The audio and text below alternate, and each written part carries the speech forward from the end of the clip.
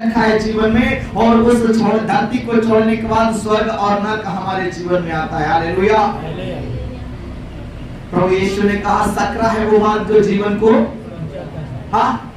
परमेश्वर तक, परमेश्वर के राज्य तक जाने वाला रास्ता थोड़ा सा कठिनाई से है। हालेलुया। वो रास्ता आसान नहीं होगा।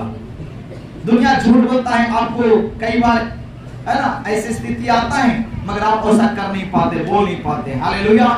आप कई जगह में सताए जाते हैं और चाहते हैं जवाब आपको भी देना आता है, आप भी उस पे एक्शन कर सकते हैं, मगर हम प्रभु के वचन के कारण थोड़ा जहां तक हो सकता है हम अपने आप को बर्दाश्त करते हैं, उसको सह लेते हैं। हालेलुया।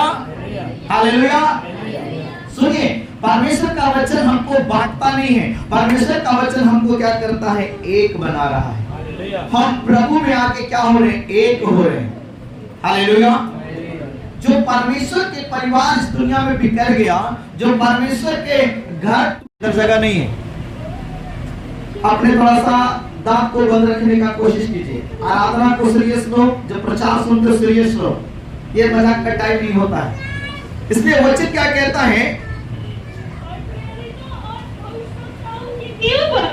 हालेलुया।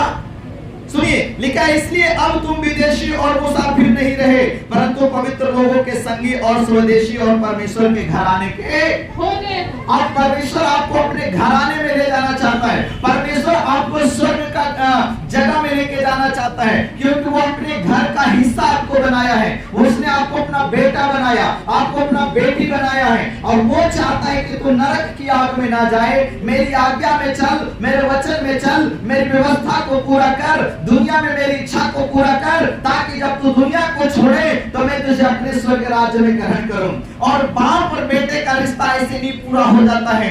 बाप को बाप होने का फर्ज निभाना पड़ता है, और बेटे को बेटे होने का फर्ज निभाना पड़ता है, तब जाके बाप और बेटे का रिश्ता कंप्लीट होता है। बहुत सारे लोग रोड में चंदा काट रहे हैं, बहुत सारे ड्राइवर सब गाली देता है, टेम्पो में बैठे रहिए, जैसे वहां से आगे बढ़ेगा ड्राइवर का इतना करिए आएगा। वो बेचारा कितना के चंदा दे, बाहर रोडे सब डंडा लेके खड़ा हुए है, वो बेचारा कहाँ देगा, दिन भर में जितना कमाएगा नहीं उतना तो दे ही देगा, नहीं देगा तो शीशा फोड़ देगा, तो हाई करेंगे तो हाउ करेंगे, कोई जगह रंगदारी करना शुरू कर देता है सब लोग। हालेलुया। क्रिश्चियन लोग क्रिसमस मनाते हैं, हालेलुया, वो तो कभी चंदा नहीं करने जाते, गांव मना रहे, हम मना रहे तो गांव मोहल्ला दुनिया को क्या तकलीफ देंगे। हालेलुया। हाँ, जो इसमें शामिल है उसको हम कह सकते हैं, जो जिसको इससे लेना ही देना नहीं उसको क्यों कहने जाए। हालेलुया। हालेलुया। वो भी चर्च में आने वालों के लिए आजादी है, आप अपनी खुशी से जो देना चाहते दे सकते हैं, नहीं भी दिया तो भी कोई टेंशन नहीं। हालेलुया। हालेलुया। तो परमेश्वर का वचन हमें इस प्रकार से सिखाता है। क्या कहता है, और उस अज्ञानता के कारण जो उनमें है, उस अज्ञानता के कारण जो अन्य जातियों में है, और उनके मन की कठोरता के कारण वे परमेश्वर के जीवन से अलग किए गए। मन के कठोरता के कारण वो परमेश्वर के जीवन से क्या किए गए, अलग किए हुए। मन की कठोरता, जानता तो है, समझता तो है, मगर उस पर चलना नहीं चाहता है। अपने मन को परमेश्वर के वचन पे चलने से रोक रखा है, अपने मन को कठोर बना के रखा है कि प्रभु का वचन मेरे जीवन में ना आए। हालेलुया।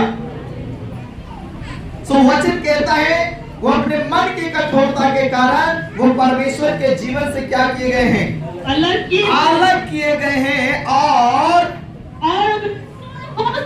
सुन जीरो होकर लुचपन में लग गए हैं। लुचपन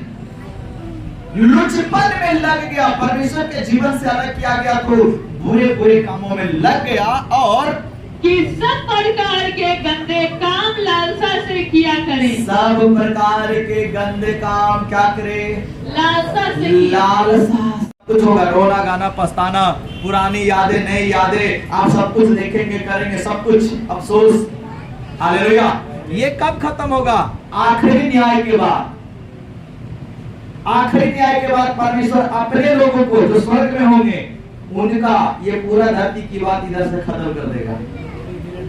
जब नया पृथ्वी नया आकाश बनेगा तो वचन कहता है पुरानी बातें सब उसके अंदर से खत्म। मगर उस टाइम तक आपको सब कुछ दुनिया का याद रहेगा। Yes, hallelujah. क्यों? परमेश्वर क्यों ऐसा करेगा? क्योंकि न्याय के समय प्रभु आपके बुरे कर्मों को बताएगा, हिसाब आपको भी तो याद रहना चाहिए। Yes, hallelujah. hallelujah. उसके बाद सब कुछ फाइनल होने के बाद प्रभु डिलीट कर देगा, इधर से पूरा उड़ा देगा। आप दुनिया का सब चीज भूल जाएंगे। नहीं तो अगर दुनिया की बात तो उधर भी याद कर करके तुम ऐसे ही रोते रहोगे। तो प्रभु क्या करेगा? उस टाइम आपके दिमाग से दुनिया की सारी चीजों को खत्म, नए धरती और नए आकाश में नए तरीके से शुरुआत किया जाएगा। मगर उस टाइम तक आप अपने बेटा को, बेटी को, अपने परिवार को सकते हैं। हालेलुया। तो वचन क्या कहता है? न करो और क्रोध तो करो पर पाप मत करो। वचन कहता है क्रोध तो करो। ये बात प्रभु जानता है। क्यों? प्रभु को आज भी गुस्सा आता है। जब प्रभु को आता है तो हमें नहीं आएगा। तो प्रभु जो है वो बताता है। हालेलुया। तो इसलिए प्रभु कहता है क्रोध तो करो पर पाप मत करो। प्रभु क्रोध तो करता है पर क्रोध में आके कोई पाप वो अपनी गुस्सा को, अपनी जलजलाहट को अपने शांत करता है। हालेलुया। वचन कहता है हम क्रोध तो कर सकते हैं। क्रोध एक शारीरिक क्रोध, एक आत्मिक क्रोध। शारीरिक क्रोध जब आता है गुस्सा तो उसमें तहस नहस बर्बादी हो जाता है। एक आत्मिक गुस्सा है जो एक अगुआ कलीसियों को, पर विश्वासियों को पर गुस्सा दिखाता है, माँ बाप बच्चों को पर गुस्सा दिखाता है। उस गुस्से में उसका सत्यानाश नहीं करता, उसको बर्बाद नहीं करता, वो गुस्सा उसको बनाने के लिए है। एक गुस्सा है जो हानि पहुंचाता है, एक गुस्सा है जो आपको फायदा पहुंचाता है। Yes. वो आपके जीवन को बनाने के लिए गुस्सा हो रहा है। हालेलुया। ये नुकसान पहुंचाने वाला गुस्सा है। और एक गुस्सा जो माँ बाप अपने बच्चों को पर दिखाता है, वो जिंदगी बनाने वाला गुस्सा है। वो गुस्सा सही है। हालेलुया। तो वचन क्या कहता है? क्रोध तो करो पर पाप मत करो। सूर्य अस्त होने तक तुम्हारा क्रोध न रहे। और यहाँ पे क्रोध करने के साथ साथ प्रभु कहता है करो, मगर इतना भी नहीं कि आज जहां परसों तक क्रोध में रहना। क्रोध जब आप करते हैं आपके शरीर का खून जल जाता है। याद रखिए वचन कहता है सूर्य अस्त होने तक तुम्हारा क्रोध खत्म हो जाना। हाँ, अरे पत्नी पे किसी बात के लिए क्रोध में, ठीक है, सिखाने के लिए थोड़ा गुस्सा में, मगर ये गुस्सा कल परसों तरसों में मत लेके जाओ, क्योंकि जिंदगी तो उसी के साथ निभाना है।